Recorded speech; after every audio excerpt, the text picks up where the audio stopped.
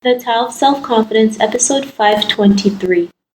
Welcome to the Tao of Self-Confidence, where I share stories of amazing women who have discovered their inner journey to self-confidence. Visit our website at thetaoofselfconfidence.com. Your inner journey to self-confidence awaits. Well, hello, friend. Welcome to the Tao of Self-Confidence, where I share stories of amazing women who have discovered their inner journey to self-confidence. I'm your host today, Sheena Yap-Chan, and today I have an amazing lady on the show today. She is a yoga teacher and a businesswoman based in the Philippines, and I'm really excited to have her on today to share her story with us on self-confidence. So without further ado, I'm going to introduce you to Chantal Umali. Chantal, how are you today? Maybe you can fill in a little bit more about yourself to our listeners. Hi, how are you, Sheena? I'm Chantal Umali. I am a yoga teacher based in Manila, Philippines. I am an E-RYT 200 Yoga Alliance certified teacher, and I teach the primary series of Ashtanga Yoga. But I also teach other forms of yoga like Vinyasa Flow and Gentle Yoga. And I'm also, I'm a jack of many trades. I'm also a businesswoman. I'm employed in an architectural firm, and I'm a mom to a little girl. Awesome. Well, thanks for sharing that. And Chantal, what's your cultural background? Well, I'm Filipino through and through. I was raised by two Filipino parents, but the Philippines is really influenced by a lot of cultures. Both my parents have Spanish and Chinese heritage, but I was born and raised here, so I'm really purebred Filipina. Thanks for sharing that. And what'd be your favorite self-confidence quote? Well, a friend of mine a few years back had given me this little canvas with a painting on it, and on it was a quote that said, "She believed she could, so she did." And I think that's one of my favorite quotes. Thanks for sharing that great quote. And in your own words, how do you define self-confidence? Self-confidence for me is to be fully aware of yourself, what you're made of, and who you are, and owning up to your weaknesses, but most especially your strengths. And when I say owning up to that, it means fully embracing it, developing it, and channeling it into more active and creative channels.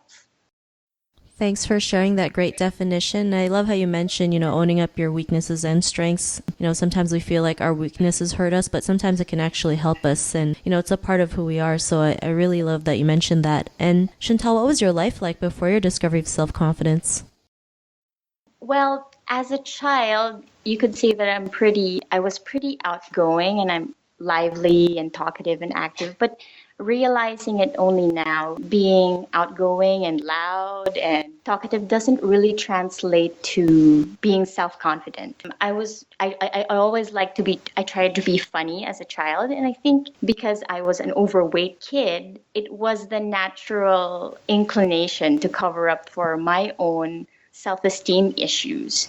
Growing up and turning into an adult, I realized now that I didn't really apply myself to all the other things that I could have been good at. I was pretty mediocre. Later on in my life, I had suffered from depression and anxiety because I wasn't happy from within myself. Although on the outside, it looked like I had all that I needed and I had all the roles down pat, it didn't translate to real honest happiness from within. Thanks for sharing that. And I think, that's something we can all relate to, just not feeling worthy. And, most people think self-confidence is like you is this one sort of person, the loud and boisterous person, but you can be an introvert and still be confident, right? It's just learning to be who you are, right? Yeah, being the best kind of person that you can be, being the best version of yourself. Yeah, totally. And what was that moment in your life when you realized, you can just be who you are. You can be you can be the person that you are today. What was that aha moment? Well, my aha moment came maybe 6 or 7 years back. I was at that time I had just had my baby and I was staying home. I was suffering from depression and I was going through a lot of problems in my life. And physically I was in bad shape. I was overweight, I was sick, I was immobile, and I didn't I didn't know how to deal with any of my emotions or just life in general. At one time, I was suffering from daily muscle cramps, so I decided maybe I should practice yoga. But I didn't even go to a yoga studio. I just practiced at home because I was so afraid people would look at this overweight person trying out yoga, and I didn't want to be made fun of.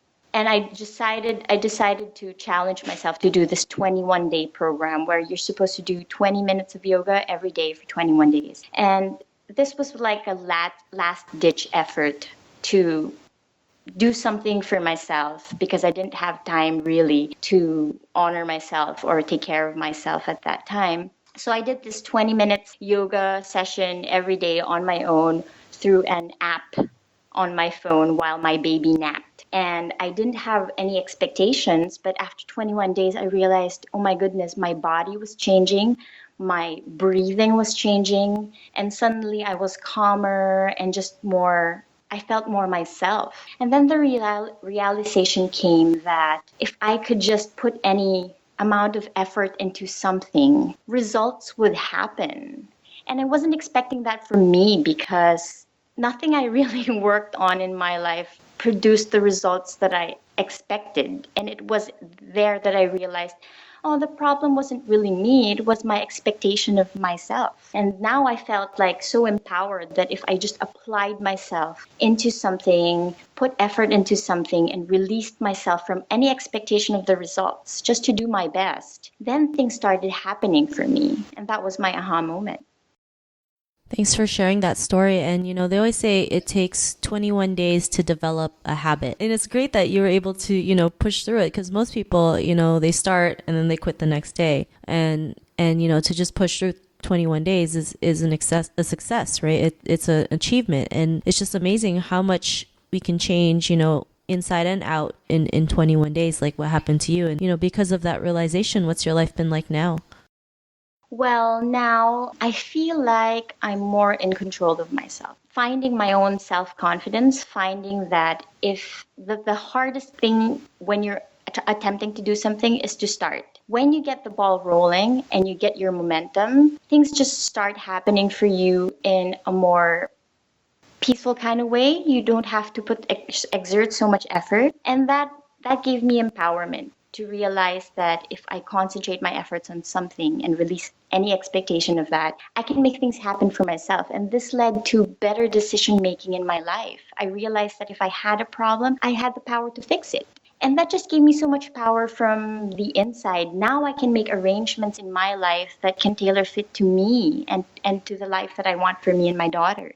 When you're a woman struggling to make something of yourself and at the same time to raise another human being who's looking to you to learn how life should be lived, you're just a little bit more conscious of your actions. And so that also pushes me to apply myself more. Now I try more things. I've since started teaching yoga. I started learning more about the philosophy behind yoga.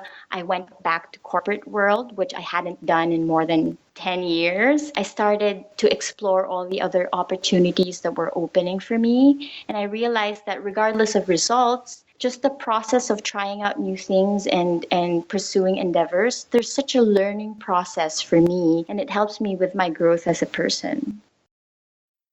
Thanks for sharing that. And Chantal, to the woman who's listening to your episode, she may be in her own journey to self-confidence. What would be that one tip you would give to her?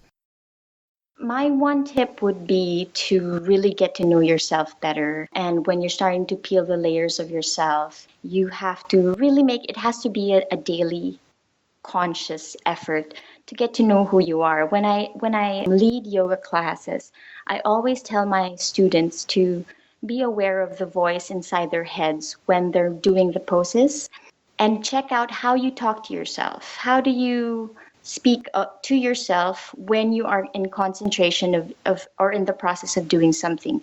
When something is difficult, do you talk down on yourself or are you encouraging of yourself? And when something is easy to do, like you're doing a yoga posture or you're going through a difficult time in your life, do you become cocky from the inside or do you feel grateful or more motivated to learn? That's a really key in really being honest and deliberate in getting to know who you are. When you're certain about who you are, then you're more confident in putting forward your strengths and being able to create, do, and make from it. And at the same time, improving your weaknesses as a person and being humble enough to say, this isn't something I'm good at. I should find a better way to go about it or work through it. Thanks for sharing those tips. And if our listeners wanted to get to know a little bit more about you and what you do, is there any links or social media profiles we can connect with? Well, I am on Instagram. You can reach me at Chantal Umali on Instagram. You can also reach me through email. My email is on my Instagram. My Instagram is mostly a documentation of my yoga journey from the very beginning, since before I started yoga to my daily practice up to today. But it's also a lot of my musings and thoughts regarding daily life as a woman, as a mother, as a business person, as a teacher. I guess they can reach me from there. Thanks for sharing that. And to our listeners, if you want to connect with Chantal, you can also head on over to the taoofselfconfidence.com and search for Chantal's name. Her show notes will pop up along with everything else that we talked about. And I'm just really grateful today for Chantal to come on the show and share her story and tips with us on self-confidence. So thank you so much, Chantal. Thank you so much for allowing me this opportunity to. Your platform is a great way for people to explore themselves and self-confidence. Thanks so much, Sheena. Not a problem. It was really great having you on the show. And to our listeners, be on the lookout for another new episode of another amazing woman's journey to self-confidence. And we'll talk to you soon. Bye for now. Thank you for tuning in to another amazing episode of The Tao of Self-Confidence. Get your free audiobook by visiting our website at thetaoofselfconfidence.com. Your inner journey to self-confidence awaits.